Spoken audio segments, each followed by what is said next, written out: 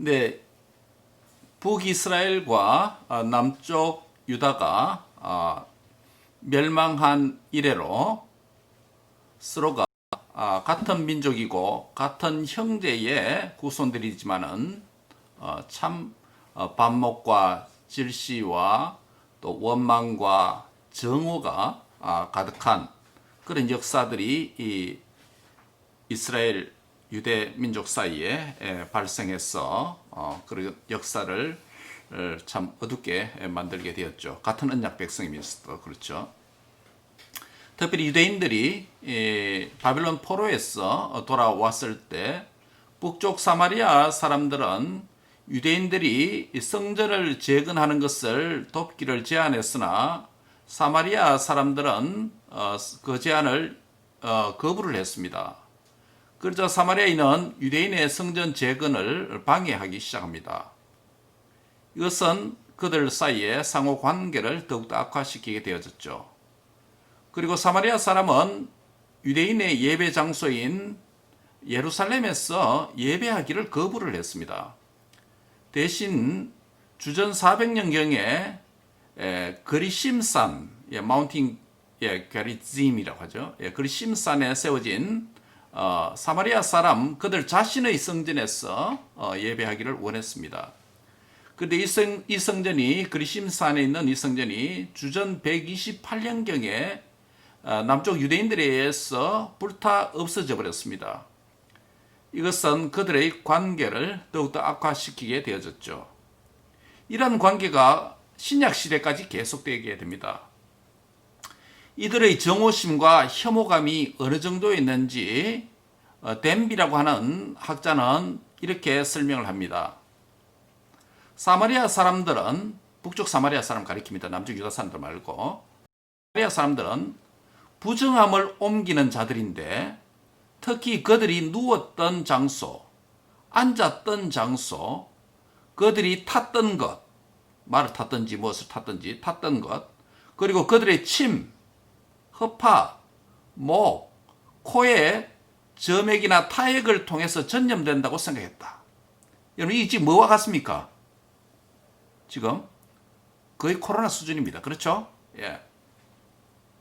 사마리아 사람들의 딸들은 그들의 아기의 요람부터 부정함을 옮기는 자인데 이방인들과 같다라고 그렇게 말을 했습니다. 여러분, 이것은 남쪽 유대인들이 사마리아 사람을 거의 코로나 수준으로 여겼습니다. 코로나 전염자라 뭐 그 정도 수준입니다. 그 이상입니다. 그렇죠? 그 이상입니다. 오늘날은 뭐 마스크 있으면 뭐 또 6피트 유지하면 되잖아요. 그런데 당시에 사마리아 사람들에 대한 유대인들의 태도는 부정함을 옮기는 자들인데 누웠던 장소, 앉았던 장소, 탔던 장소, 그들의 침, 허파, 목, 코, 뭐 바이러스 이상입니다. 그러니 얼마나 두 민족 사이에, 두 형제 나라 사이에 관계가 악화되었겠습니까? 이런 차별을 받는 북이스라엘도 가만히 있지 않겠죠? 얼마나 대적 관계인지 단적으로 보여주고 있습니다. 완전 모멸적인 대우를 받았다는 것이죠. 예루살렘에서 갈릴리로 가는 길은, 요단을 건너서 가는 길은 사마리아를 통해 가는 것보다 더 먼 길이었는데도 유대인들은 그러한 관계 때문에 주로 이 길을 사용을 했습니다. 왜냐하면 앞서 언급한 그런 상호 혐오적인 관계에 있기 때문에 유대인은 사마리아 사람들과 될 수 있는 대로 접촉을 피해야 했습니다. 왜? 전염된다고 봤기 때문에. 부정을 탄다고 봤기 때문에. 그럼에도 유대인으로서 예수님은 본문 3절 4절에 보면 유대를 떠나사 다시 갈릴리로 가실새 사마리아를 통과하겠는지라 라고 말씀을 합니다.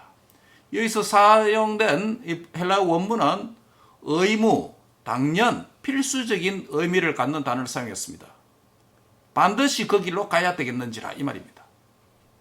이 말은 예수님의 이번 여행의 여정이 거의 의무나 당연이나 필수적인 의미를 담고 있다.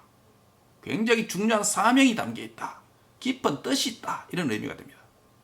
사마리아를 경주하는 예수님의 이런 여정을 선택하신 것은 무엇 때문에 이만큼 중요할까요?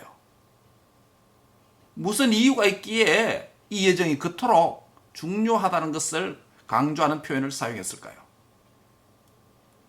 두 가지입니다. 하나는 신속한 여행을 위해서다. 시간을 절약하기 위한 신속한 여행을 위해서다.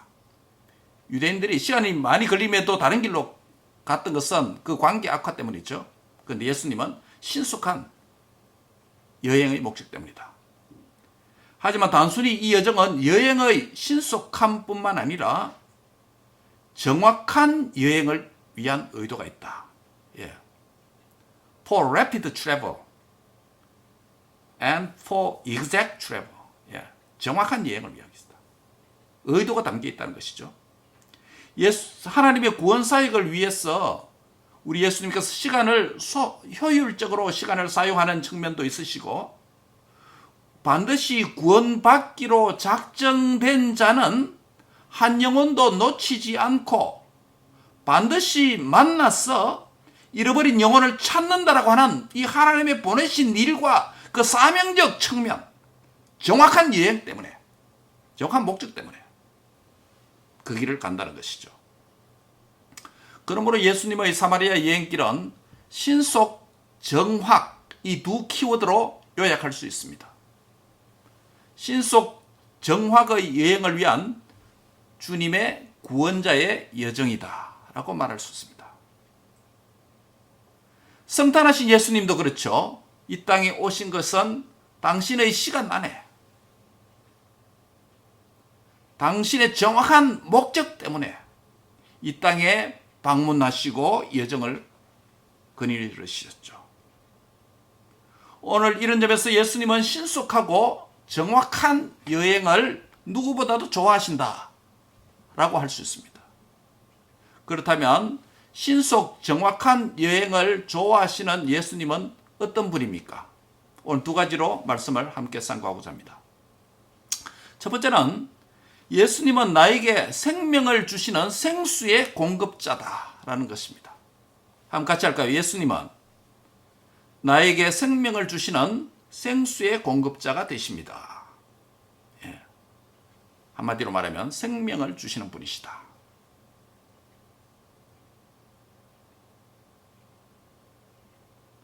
지금 응급 환자가 있는데 응급 환자에게 빨리 IV를 놓고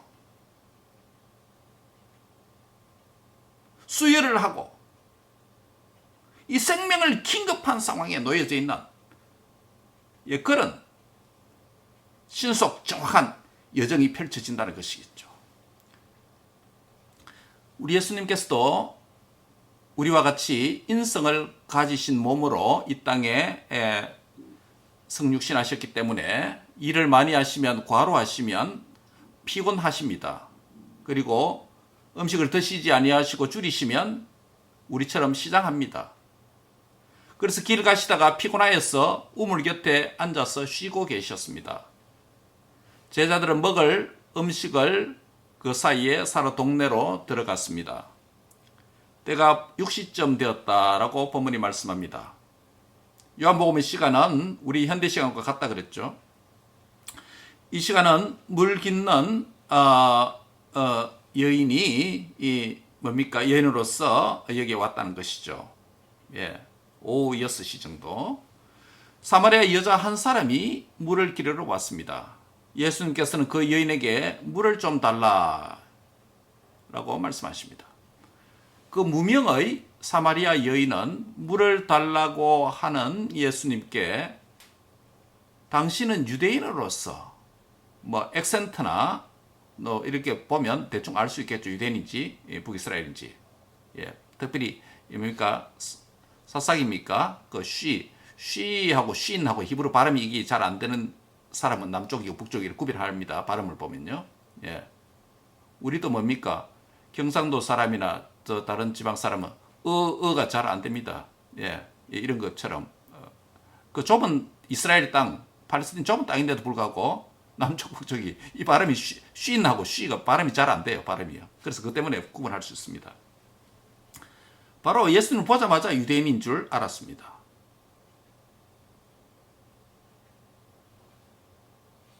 그래서 유대인들과 사마리아인들 사이에 서론에서 말씀드렸듯이 그런 역사적 반목과 혐오의 관계에 있기 때문에 상종도 하지 않는 원수 관계에 있기 때문에 의외라는 반응을 보인 것이죠.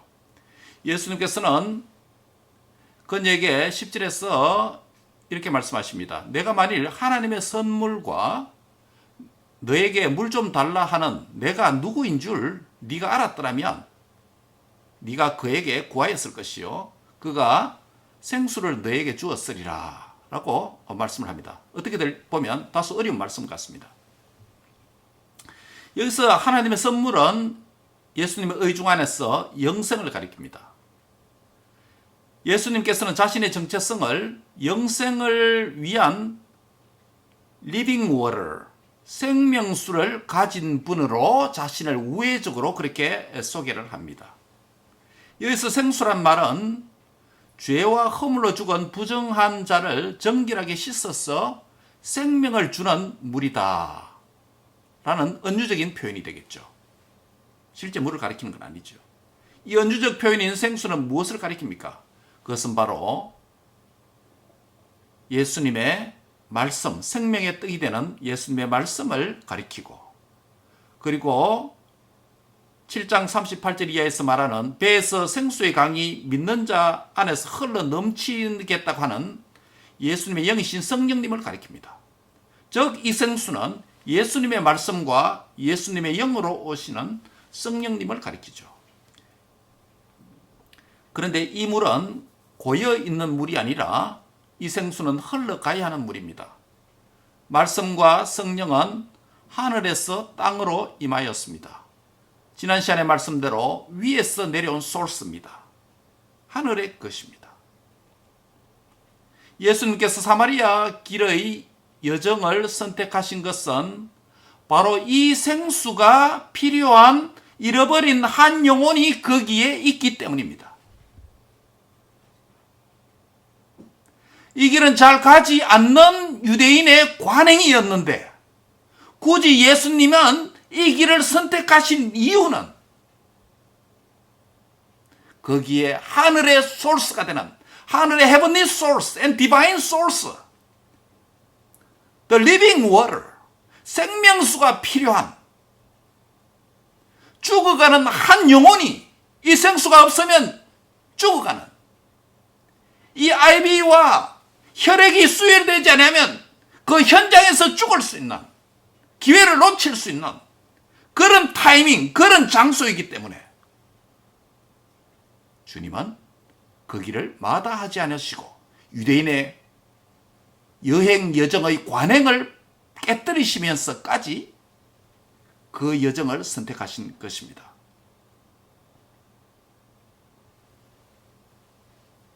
무엇 때문입니까?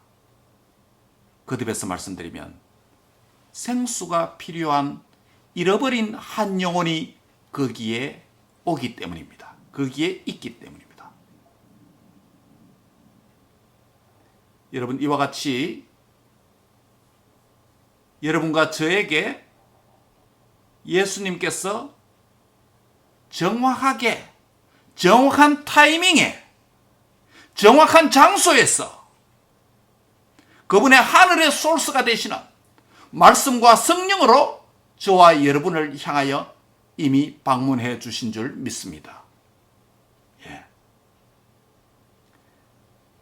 예수님이 다른 여정으로 가실 수 있는데 복음이 다른 여정으로 흘러가서 다른 영혼에게도 갈 수 있는데 10년 전에, 20년 전에, 30년 전에, 40년 전에 바로 그 장소에서 바로 그 타이밍에 주님은 그 여정을 택하셨어. 저와 여러분이 바로 그 장소에 있는 줄 아시고 저와 여러분이 바로 그 장소에서 죽어가는 줄 아시고 저와 여러분이 바로 생명이 까딱까딱하는 아니 사망 자체의 상태에 있었는데 긴급 수혈과 IV를 놓아주시려고, 연결해 주시려고, 하늘의 소스로 우리에게 수혈해 주시려고, 복음과 성령의 영으로 수혈해 주시기 위해서 바로 그 장소에 그 시간에 신속 정확하게 찾아오셔서 저와 여러분에게 복음을 주신 줄 믿습니다. 이것이 저와 여러분이 이 생명을 얻은 이유입니다.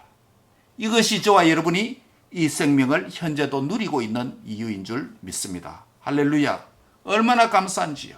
얼마나 감사한지요. 복음의 여정 너무 많아요. 복음 받을 자 많습니다. 저와 여러분이 아니더라도 복음 받을 자 많습니다. 저와 여러분이 있었던 장소가 아니더라도 복음을 받을 영혼이 앉아있는 장소 많아요. 지상에.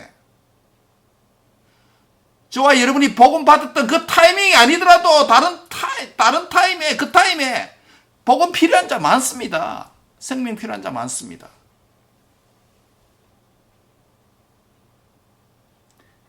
성탄절 앞둔 대강절 셋째 주일에 오늘 저와 여러분이 이 사실을 깊이 묵상할 수 있기를 바랍니다. 바로 그 시간, 바로 그 장소에서, 바로 그 전도자를 통해서, 그 전도자가 부모님이든 모태신앙은 부모님이든지 어떻든지 상관없이 나에게 복음이 필요한 줄 아시고, 아니 나에게 생명이 필요한 줄 아시고, 나에게 방문해 주시고 나를 향한 여정을 꼭 챙겨주셨어. 그분과 우리 자신이 대면하여서 생명의 긴급 수혜를 받음으로 죽은 자가 산 자가 되고, 저주의 인생이 축복의 인생이 되고, 정오와 미움의 관계가 사랑과 관용의 관계로 바뀔 수 있고, 잃어버렸던 하나님의 형상이 참 형상 그리스도를 통해서 저와 여러분 안에 새 생명으로 재창조되는 위대한 구원의 역사가 저와 여러분에게 일어나도록 하시기 위해서 주님께서 이 땅에 방문하시고 성탄하심으로 때가 되어서 저와 여러분이 말씀과 성령을 통해서 그분의 방문을 받았어 주 예수님을 임마누엘로 모시는 이 복된 구원자가 된 줄 믿고 그분을 찬양하지 않을 수가 없는 것입니다. 그래서 예수님 안에 있는 그 생명이 저와 여러분에게 임했습니다. 그리고 나에게서 또 다른 사람에게로 이 생명의 물은 계속 흘러가야 합니다. 이것이 교회된 우리의 사명이겠죠. 그런데 이 여인은 생수에 대한 아직도 정확한 의미를 잘 모르는 것 같습니다만, 하나님의 선물과 생수를 주시는 분은 예수님인 것으로 이 여인이 일단은 이해한 것 같습니다. 일단 예수님이 물을 주시는 분으로 이해한 것 같습니다. 그 생수의 의미는 정확하게 모르겠지만은. 그래서 이 여인은 11절에서 예수님께 이렇게 합니다. 주여, 물길을 그릇도 없고 이 물은 저렇게 깊은데 어디서 당신이 저 생수를 얻게 사옵나이까? 라고 묻습니다. 여기서 이해는 예수님께서 말씀하시는 그 생수를 아마 일반적인 물로 여겼던 것 같습니다. 보면 12절에서 사마리아 여인은 예수님께 우리 조상 야곱이 이 우물을 우리에게 주었습니다. 또 여기서 자기와 자기 아들들, 야곱의 아들들이 짐승이 다 여기서 물을 마셨고 그랬는데, 선생님 당신이 야곱보다 큽니까? 우리 조상 야곱보다 더 큰 존재입니까? 라고 질문합니다. 무슨 말이에요?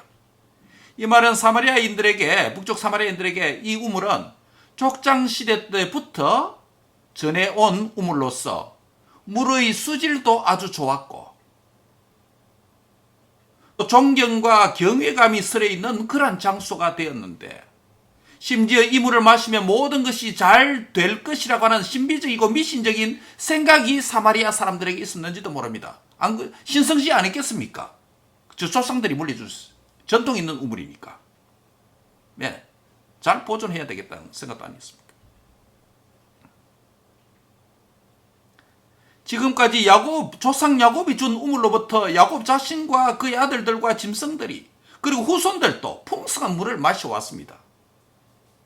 그래서 그 여인은 예수님께 저렇게 야곱이 우리에게 귀한 바 큰데 당신이 야곱보다 더 큽니까? 어떻게 그런 물을 준다고 말합니까? 라고 말하는 것이죠. 이 말은 야곱의 우물을 통해서 모두가 마시게 되었는데 당신은 야곱보다 더 많은 사람들과 더 많은 짐승들에게 더 많은 목마른 자들에게 물을 공급해 주실 수 있는 그런 분입니까? 라는 질문이죠. 야곱이 우물을 통해 인생의 만족과 행복을 후손들인 우리에게 이렇게 주어왔는데 당신은 야곱보다 더 큰 행복을 우리에게 주실 수 있습니까? 라고 묻는 것입니다. 그런 행복의 물이 과연 있다는 것입니까? 라고 예수님께 묻는 것과 같습니다.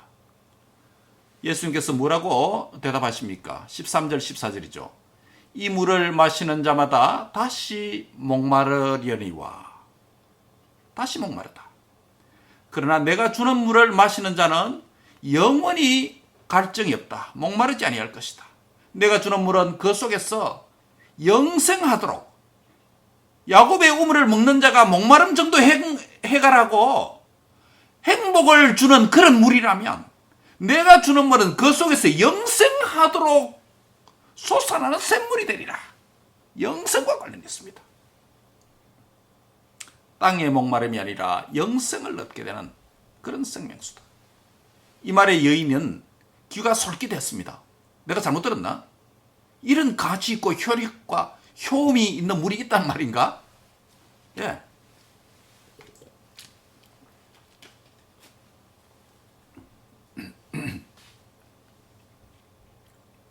만약 그녀가 이 물을 소유한다면 그녀는 그날 횡재한 것입니다. 예, 다시 물길로 올 필요가 없으니까 이제.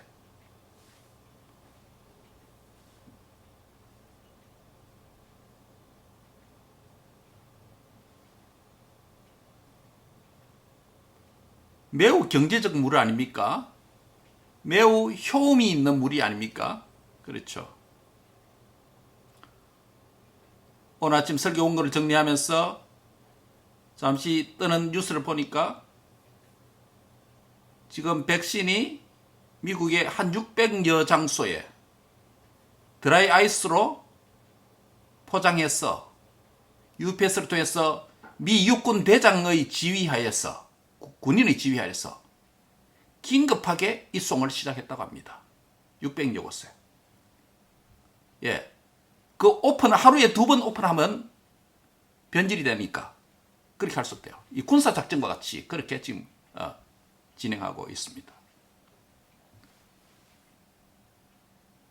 이 백신이 들어가서 감염된 자가 감염될 자들을 지키고 보호하는, 한마디로 생명을 지키고자, 생명을 유지하고자 하는 목적 아니겠습니까?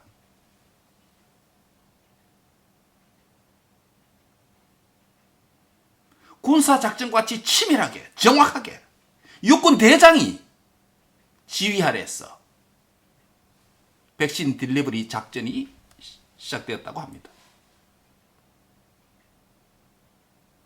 오늘 사망을 당한 자에게 영원한 지옥으로 가지 않는 위대한 홀리 백신이 우리 주 예수 그리스도를 통해서 저와 여러분에게 실수 없이 정확하게 신속하게 딜리버리 되도록 하는 위대한 역사를 일으키기 위해서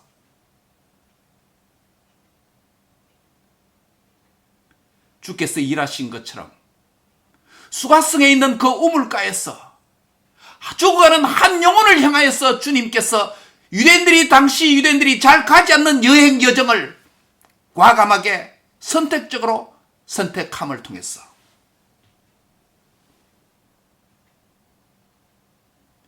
현대 육군 대장이 지휘하는 백신 딜리버리 작전보다도 더 정확하게, 더 신속하게 만나시는 우리 주님의 의도와 의중을 통해서 오늘 나를 찾아오신 그 주님의 역사가 바로 이런 것이었다는 것을 여러분 두 눈을 번쩍 들고 확인하고 나를 향한 위대한 하늘의 거룩한 백신 딜리버리가 한 채 착오도 없이 나에게 와서 맞춰 주셨다는 것. 그렇기 때문에 저와 여러분 안에 위대한 생명이 들어오게 된 것입니다. 위대한 생명이 들어오게 된 것입니다. 영원히 목마르지 않는 생수가 내 안에 흐르고 있는 것입니다. 이 영원한 생수의 공급 때문에 지상의 질병과 고난과 환경과 역경을 통해서 다가오는 사망의 엄침한 골짜기가 우리를 위해서 쏘리고 달려온다 할지라도 바울이 선언했던 것처럼 사망아 내가 쏘는 것이 어디 있느냐, 사망아 내가 찌르는 것이 어디 있느냐. 하나님의 은사는 우리 주 예수 그리스도 안에 있는 영생이니라 라고 죽음을 향해서도 맞설 수 있는 위대한 확신과 기쁨과 감격을 잃어버리지 않는 이유가 어디겠습니까? 주님의 생수의 하늘의 딜리버리, 생수의 딜리버리가 우리 안에 안전하게 확실하게 딜리버리 되고 정확한 시간과 장소에서 우리에게 생명의 아이비를 놓아주셨기 때문에 우리 안에 이 생명이 살아있동하기 때문에 사망을 두려워하지 않는 줄 믿습니다.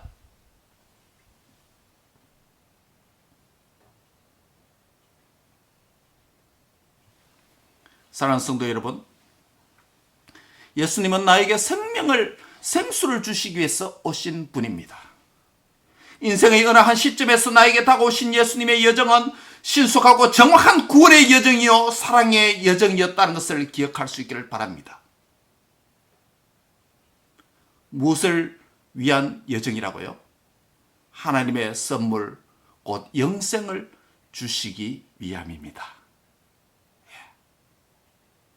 내 안에 들어와 있는 이 영생이 여러분 대체 어떤 것인지 좀 아십니까? 정말? 죽지 아니하는 영원히 사는 이 영생이 대체 가치를 아십니까?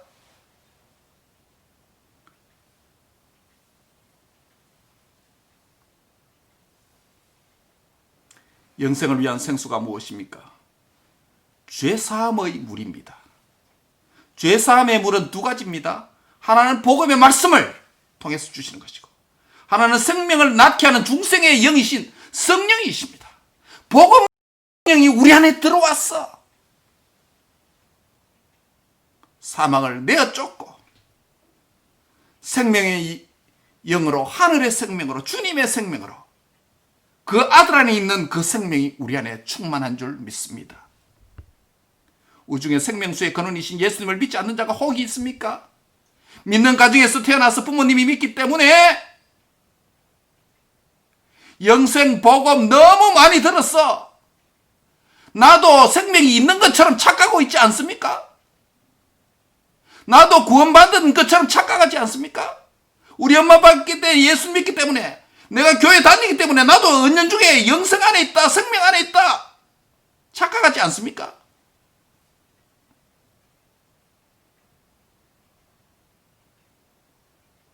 진실로 신속하고 정확하게 방문해 주신 복음과 성령으로 방문해 주신 그 주님을 인격적으로 만나고 그 주님을 개인적으로 영접할 수 있기를 바랍니다. 다른 방법이 없습니다. 아들이 있는 자에게는 생명이 있고 하나님의 아들이 없는 자에게는 생명이 없습니다. 매우 클리어합니다. 복음은. 여러분 마음속에 아들이 있으면 생명이 있고 하나님의 아들이 없으면 생명이 없습니다. 다른 말은 예수님 있으면 생명, 예수님 없으면 사망입니다. 예수님 있으면 천국, 없으면 지옥이라는 소리예요. 너무 클리어합니다. 오늘도 내 영혼을 향하여서 주일에 선포되는 이 말씀을 통해서 하나님과 언약 관계를 새롭게 갱신하는 생명의 역사가 우리 모두에게 있기를 축원합니다. 두 번째로 신속 정확한 여행을 선호하시는 예수님이 누구십니까? 예수님은 나에게 풍성한 생명을 누리게 하시는 참된 예배의 창조자이십니다.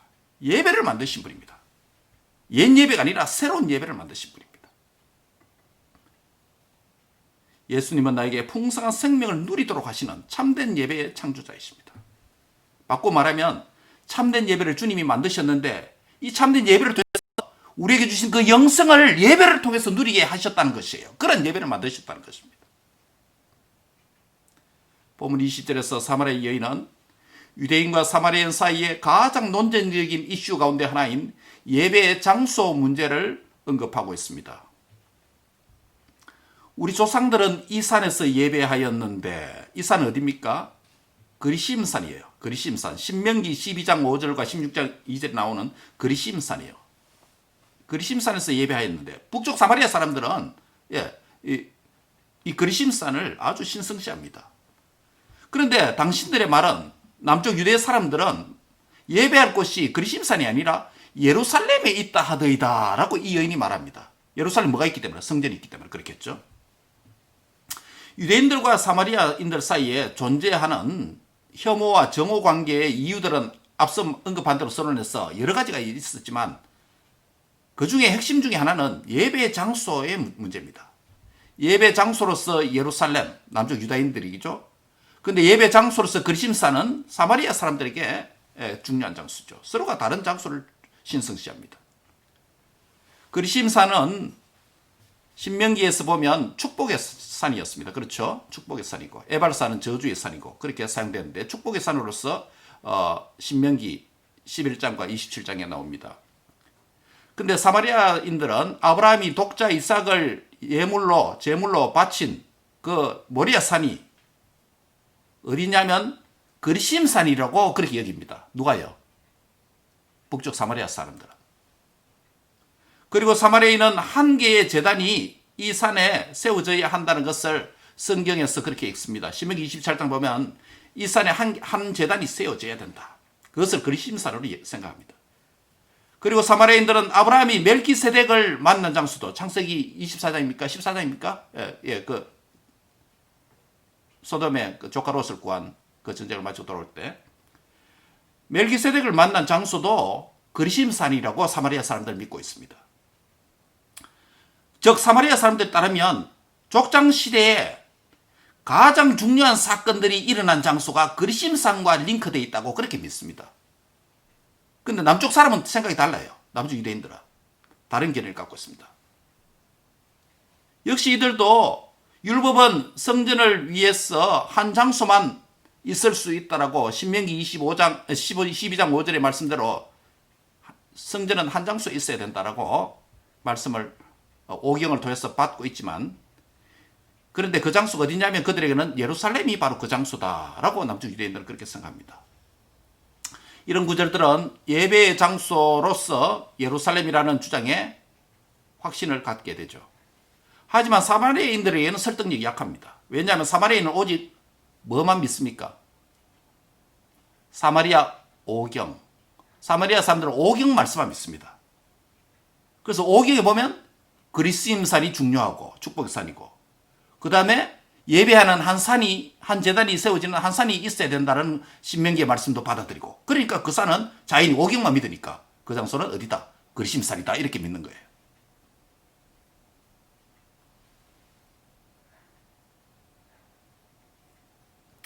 유대인과 사마리아인의 서로 다른 예배 장소에 대한 예수님의 견해가 무엇입니까?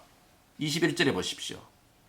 예수께서 이르시되 여자여 내 말을 믿으라. 이 산 그리심산에서도 말고 너희들이 생각하는 그리심산도 말고 남쪽 사람들이 생각하는 예루살렘에서도 말고 너희가 아버지께 예배할 때가 온다. 예배 장소에 대한 유대인과 사마리아인 논쟁에서 예수님은 예배 장소보다도 예배 시간의 강조를 두면서 표현하십니다. 아버지께 예배할 때가 이르리라. 때, 시간. 이때가 언제입니까? 23절에 영과 진리로 예배할 때라는 표현을 씁니다. 그 의미는 신약의 백성들을 이러한 예배 공동체로 만들겠다는 의미입니다. 본문 20절에서 사마리아 여인은 예배 장소에 대한 편견과 오해를 가지고 있는 것을 봅니다. 본문 21절에서 예수님은 예루살렘도 아니고 그리심산도 아닌 모든 곳에서 아버지께 예배할 때 온다. 장소는 바뀌더라도 예배 대상은 똑같다. 아버지께 예배한다. 그런데 영과 진리로 예배 방법에 대한 새로운 시대가 온다. 그때가 언제냐? 바로 지금이다 라고 말합니다. 아버지께서는 영과 진리로 예배하는 자를 찾습니다. 아버지께서는 신약 공동체를 찾고 계신다는 말과 다르지 않습니다. 예수님께서는 구약 제사에서 영과 진리로 예배하는 신약 예배의 새로운 창조를 위한 예배의 변혁자로, 예배의 창조자로 오늘 본문에 묘사되고 계시되고 있습니다.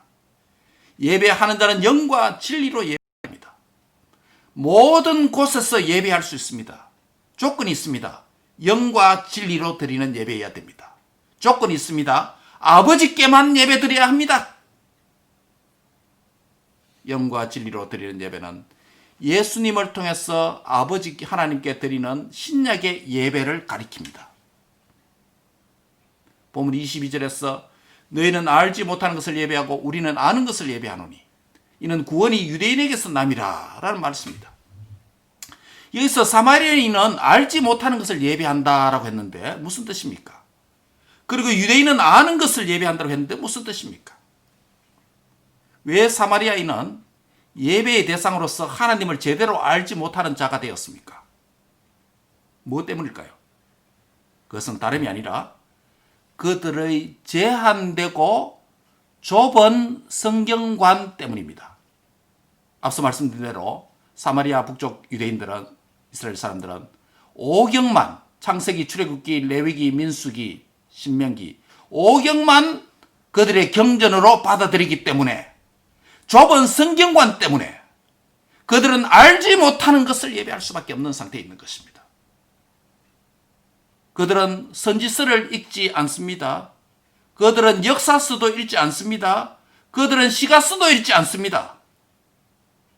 성경의 다양한 장르를 통해서 다양한 시대의 다양한 선지자와 종들을 통해서 말씀하신 하나님의 계시의 말씀을 받아들이지 않습니다.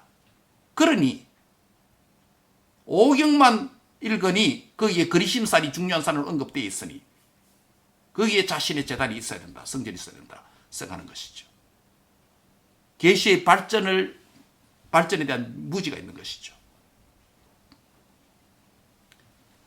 하나님에 대한 계시와 하나님을 섬기는 방법과 예배에 대한 규정이 구약 역사의 시대마다 발전되어 오기 때문에 다릅니다. 성경관에 문제가 생기면, 다른 말로 하면 성경관에 문제가 생기면, 다른 말로 하면 해석학에 문제가 생기면 예배관에 문제가 발생합니다. 제가 지금 신학을 한마디로 다 농축해서 이야기한 거예요. 성경관에 문제가 생기면 예배관에 문제가 옵니다. 그들은 오경만 받아들이죠.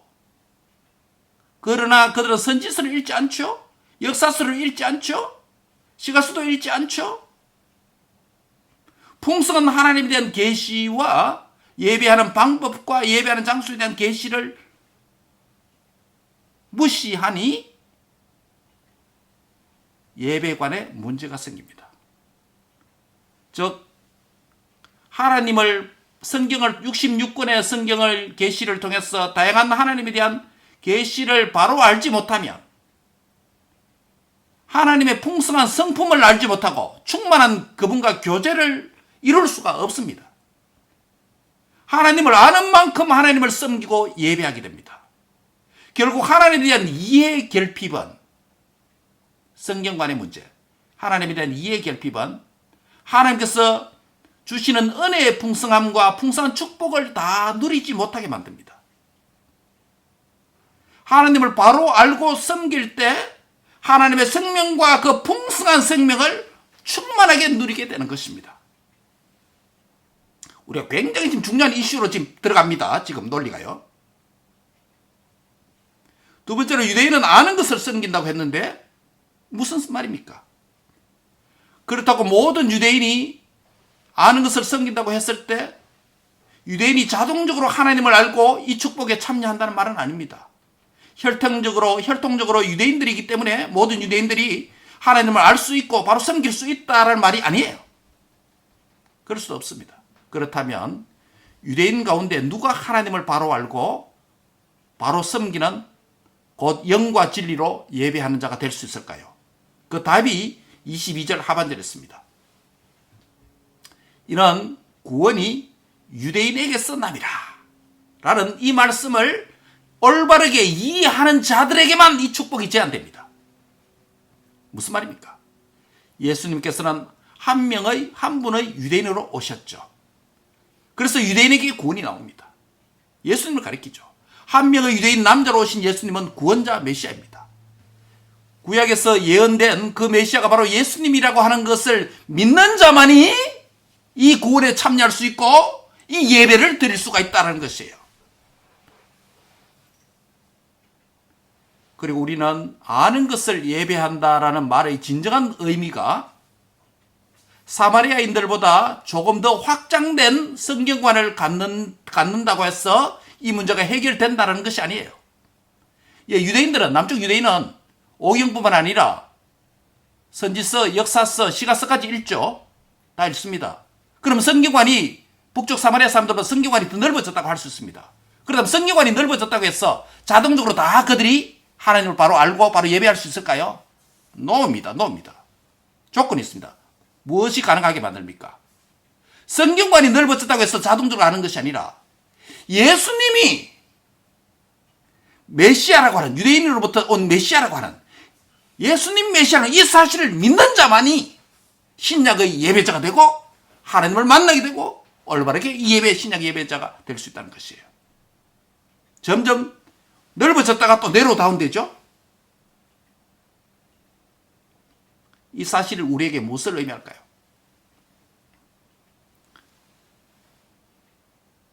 그렇다면 누가 우리는 아는 것을 예배하는 자라고 할 수 있을까요? 진정한 의미에서 아는 것을 예배한다고 할 때 누구를 가리킬까요?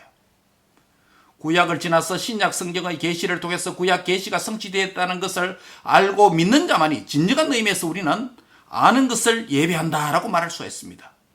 구약에 보이지 않는 야훼 하나님은 자신의 참 형상이신 예수 그리스도를 통해서 나타나셨기 때문에 결국 메시아로 오신 예수님을 아는 자가 하나님을 바로 알고 바로 예배할 수 있다는 것이 됩니다. 지금도 유대인들이 예수님이 메시아로 믿지 않기 때문에 메시아가 여전히 와야 된다고 기다리고 있다고 생각하기 때문에 메시아가 한 성경관이 그렇기 때문에 바른 예배를 드릴 수가 없는 것입니다. 신령과 진정으로 드리는 이 예배에 들어올 수가 없는 것입니다.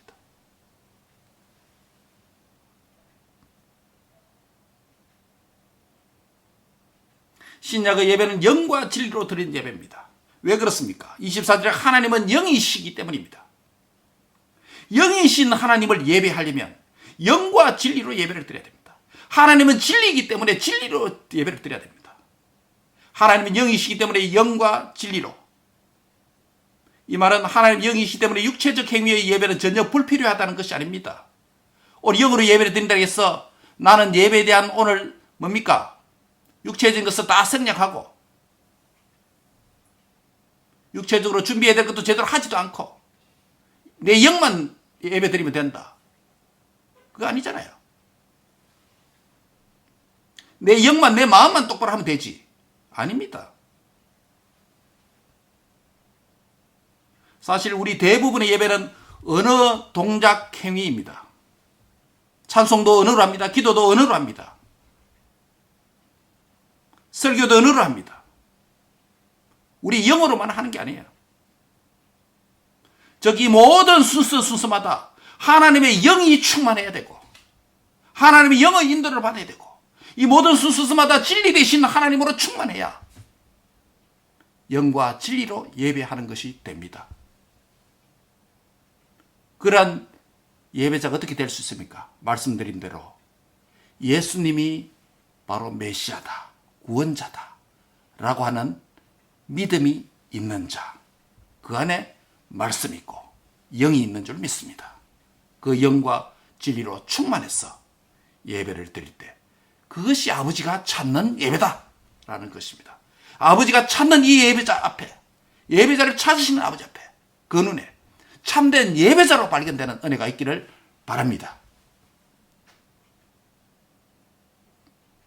이것이 바로 예배의 본질이고 예배의 비밀입니다. 예배의 본질과 비밀을 어떻게 알게 됩니까?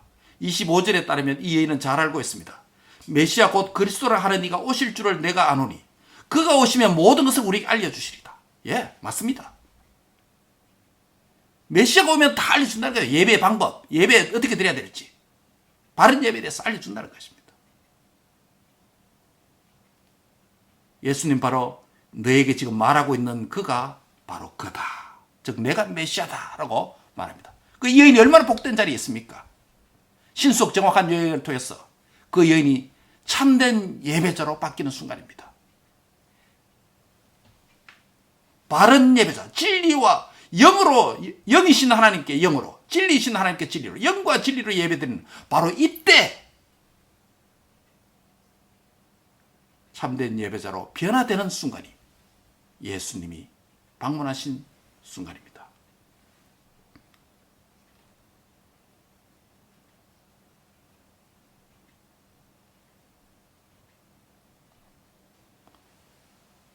정리를 합니다.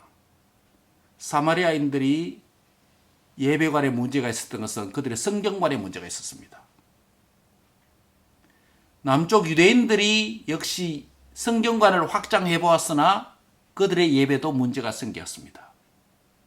역시 신약의 계시를 무시하기 때문에 그렇습니다. 역시 동일하게 성경관에 문제가 생겼습니다. 사마리아인들보다 성경관은 확장되었으나 신약의 계시를 무시했습니다. 오늘 저와 여러분에게 어떻습니까? 우리는 신구약 66권의 말씀을 정경으로 더 캐논으로 하나님 계시의 말씀으로 받아들이고 있습니다. Progressive Revelation, 점진적인 계시의 말씀으로 주어진 것으로 믿습니다. 그런데 저와 여러분이 66권의 정경의 하나님 말씀을 선물로 하나님 주셨으나 이 정경 66권에 대한 편식과 골고루 읽지 아니하고 골고루 공부하지 아니하고 공부를 알 수 없다면 역시 유대인들처럼 역시 사마리아인처럼 하나님을 바르게 더 깊이 있게 온전하게 예배할 수 없고 그 생명과 은혜를 더 풍성하게 누릴 수 없다는 것이에요. 바꿔 이야기하면 66권의 계시의 말씀을 열심히 배우고 익혀서 공부함으로 진리가 내 안에 충만할 때 또 그의 성령으로 충만할 때 내가 영과 진리로 드리는 신약 예배의 변혁자요 창조자이신 그 주님의 은혜를 힘입어서 아버지 하나님께 올바른 예배를 올릴 수 있는 참된 예배자가 될 수 있다는 말씀이에요. 사랑하는 성도 여러분, 사는 날 동안에 저와 여러분이 66권의 하나님의 말씀을 제대로 읽고 제대로 배우고 제대로 믿고 순종하는 참된 예배자로 자라가는 복된 은혜가 함께 하시기를 주의 이름으로 축복합니다. 축원합니다. 말씀을 맺습니다. 예수님은 나에게 생명을 주시는 생명수의 공급자이십니다. 이것을 위해서 주님은 신속하고 정확하게 바로 그때 바로 그 장소에 찾아와 주셔서 우리에게 복음을 통한 생명수를 공급해 주시고 성령을 물 붓듯이 부어주신 줄 믿습니다. 두 번째로 예수님은 참된 예배자의 창조자이십니다. 이 예배를 통해서 주신 생명을 풍성히 누리도록 하셨습니다. 그 예배는 영과 진리로 드려야 되는 예배입니다. 성령과 진리로 충만하여 드리는 예배입니다. 즉 진리를 더욱더 배우고 익혀서 넓은 성경관과 바른 성경관을 통해서 하나님의 말씀을 제대로 배우고 익혀서 진리가 충만하고 또 기도와 순종을 통해서 성령으로 충만하여서 영과 진리로 예배하는 데 승리하는, 그래서 생명을 부유하게 누리는 복된 성도들이 다 되시기를 주의 이름으로 축복하며 축원합니다.